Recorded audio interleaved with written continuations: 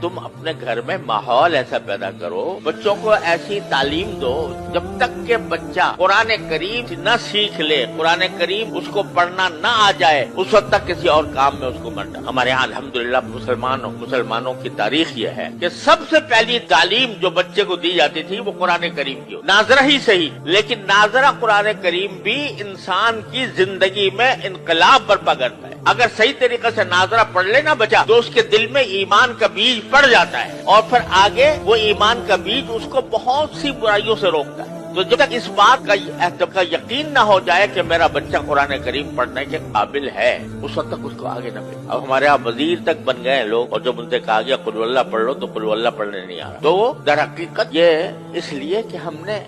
ہمارے ذہن سے دین کی تعلیم و تربیت کی اہمیت ہی ختم ہو گئی۔ ہمارے دل میں اس کی اہمیت ہی نہیں ہے کہ ہمارا بچہ جو ہے وہ دین کی معلومات، دین کا علم حاصل کرے۔ نہ صحیح ٹھیک ہے، ہم نے یہ نہیں کہتے کہ آپ ہر ایک کو عالم دین بناؤ، ہر ایک عالم دین بننا بھی فرض نہیں کہ آپ پورا درس نظامی پڑھاؤ 8 سال، لیکن اگر کم از کم جو انسان کے ذمہ فرض عین ہے اس کا علم تو بچے کو ہر حال میں ہونا چاہیے، اور اس کے لیے کسی ایسی درسگاہ، الحمدللہ اب ایسی درسگاہیں موجود ہیں جس میں جو دنیاوی تعلیم کہلاتی ہے وہ بھی الحمدللہ اس میں پڑھائی جاتی ہے، اور اس کے ساتھ ساتھ اس کو مسلمان بنانے کی بھی فکر ہوتی ہے، اس کو دینی معلومات بھی فراہم کی جاتی ہے۔ ایسی درسگاہوں کے اندر اس کو بھیجو۔ جب تم خود ایسے درسگاہوں میں بھیج دو گے جہاں پر الحاد اور بے دینی کا چرچا ہے تو پھر وہ اس کی ذمہ داری تمہارے اوپر عائد ہوتی ہے کہ تم نے ایسی جگہ بھیجا کیوں۔ اور دوسری بات یہ کہ اگر فرض کرو کہ کوئی بچہ آپ نے کسی درسگاہ میں بھیجا، کسی اسکول میں بھیجا، وہاں پر دین کی معلومات اس کو حاصل نہیں ہو رہی، دین کا علم اس کو حاصل نہیں ہو رہا، تو کم از کم اتنا تو کر لو کہ اپنے گھروں کے اندر تھوڑا سا وقت اپنے بچوں کے ساتھ ایسا نکالو جس میں کچھ دین کی معلومات بچوں کو فراہم کی جائیں۔ کم از کم سیرت طیبہ، نبی کریم سرور عالم صلی اللہ علیہ وسلم کی سیرت طیبہ سب مل کر گھر والے بیٹھ کر تھوڑا سا وقت نکال کر اس میں پڑھیں۔ اس سیرت طیبہ میں نبی کریم صلی اللہ علیہ وسلم کے حالات زندگی بھی ہیں، اس میں نبی کریم صلی اللہ علیہ وسلم کے اخلاق بھی ہیں، آپ کی معاشرت بھی ہے، آپ کے سکھائے ہوئے آداب بھی ہیں، وہ سارے کے سارے اکٹھے بیٹھ کر پڑھیں۔ اس میں کیا مشکل کام ہے؟ رات کو تھوڑا سا وقت سونے سے پہلے اپنے سارے بچوں کو جمع کر کے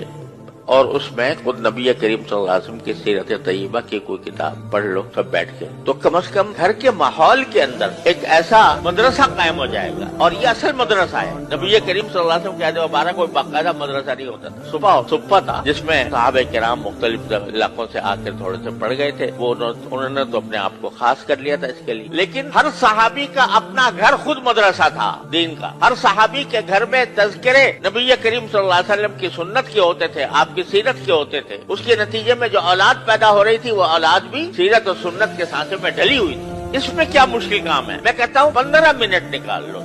15 منٹ روزانہ، اور اس میں نبی کریم سرور عالم صلی اللہ علیہ وسلم کی سیرت طیبہ پر مشتمل کوئی کتاب پڑھی جائے، اور پڑھ کر بچوں کو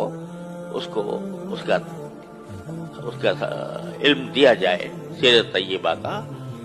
اور پھر سیرت طیبہ کے ساتھ جو بنیادی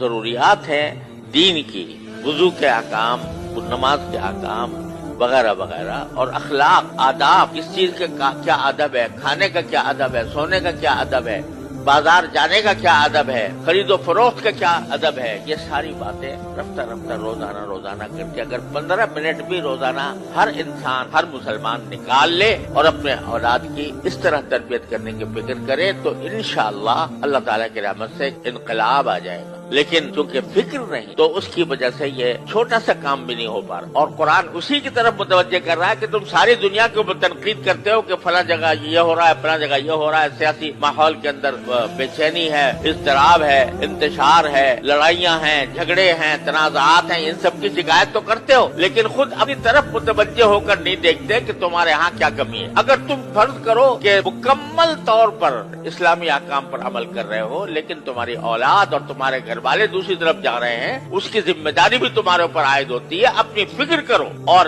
اس کا ایک آسان راستہ میں آپ حضرات کی خدمت میں عرض کر رہا ہوں کہ 15 منٹ نکال لو روزانہ رات کو، اور اپنے گھر والوں کو جمع کر کے اس میں سیرت طیبہ اور احکام